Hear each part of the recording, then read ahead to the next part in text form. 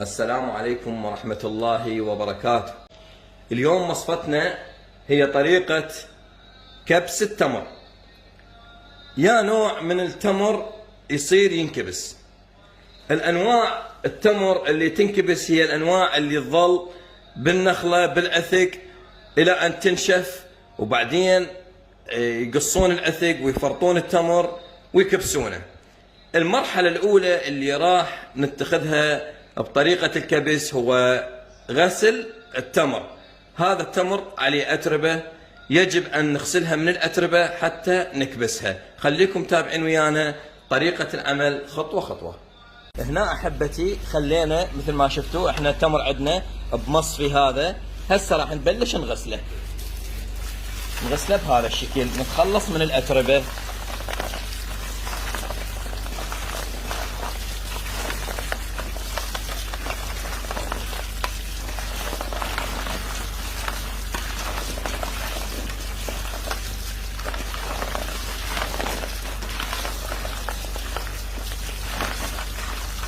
اكو ناس ينقعونه بالمي يعني لمدة دقيقة، لا ما يحتاج، هذا افضل شيء ينغسل لان هو التمر ما شاء الله شوف شلون طلع. هذا يكفي غسل. هسه هذا التمر راح نتركه بالمصفي الى ان ينشف، يعني ينزل المي مالته تقريبا في ربع ساعة هالشكل، وراح نراويكم الخطوة الجاية ايش راح نسوي. رجعنا لكم احبة المتابعين بعد ان غسلنا التمر.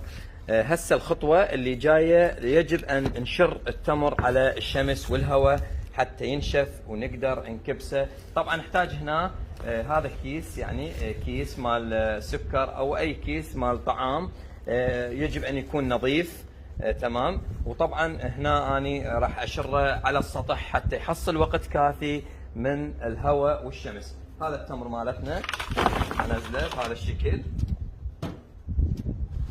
وأنشره هالشكل حتى ينشف تماما وياي هذا الشكل.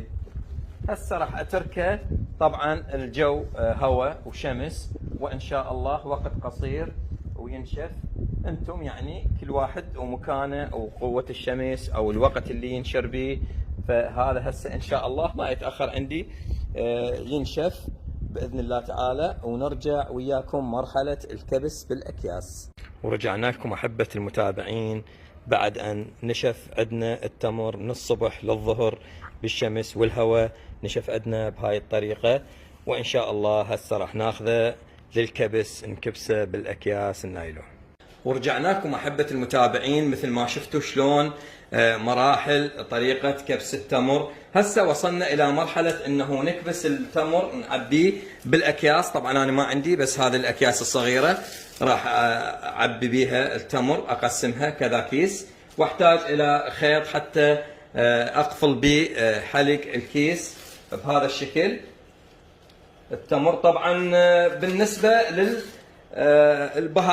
البهارات ممكن تخلون حبة الحلوة، كزبرة، سمسم، ماكو اي مشكلة. بهاي المرحلة قبل التكييس تخلونه وتخلطونه وياه. اني ما راح اخلي اي شيء، راح اكبسه بهذا الشكل.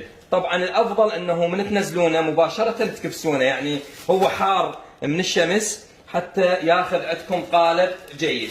اني راح اقسمه زين، راح اقسمه على اكياس. شوف ايش قد يطلع عندي كم كيس، وراح اسده منه بالخيط اقفله، وراح احاول اضغط عليه اكبسه. فخلوني اعبيه حتى ما يطول الفيديو، اعبيهم بالاكياس وارجع لكم على المرحله الاخيره وتشوفون النتيجه. ورجعنا لكم احبه المتابعين بعد ان كملنا تعبئه التمر وكبسه. شوفوا طلع عندي بهذا الشكل ما شاء الله تبارك الرحمن. هي هاي الطريقه اللي تستخدم بكبس التمور، فانصحكم بما انه موسم التمور انه تجيبون وتحاولون انه تنظفون التمر، تطلعون يعني التمر الخشن وتكبسونه ويطلع عندكم بهذه الصوره. طبعا هسه هذا انا راح اطلعه يعني فد 10 ايام 15 يوم بكيفكم، ايش قد ما تخلونه بمكان مشمس وتخلون عليه ثقل. كل ما يتاخر كل ما راح يصير يعني صك اكثر والتمر يلتصق على بعضه ويفرز قليل من العسل مالته، الدبس مالته. شوفوا شلون يطلع بهذا الشكل. مرات تشوفونه يطلع يجي مثل اللي مرطوب، لا هذا هو مكبوس ومطلع من الدبس ماله وصاير كتلة واحدة. وهي هاي طريقة جدا سهلة.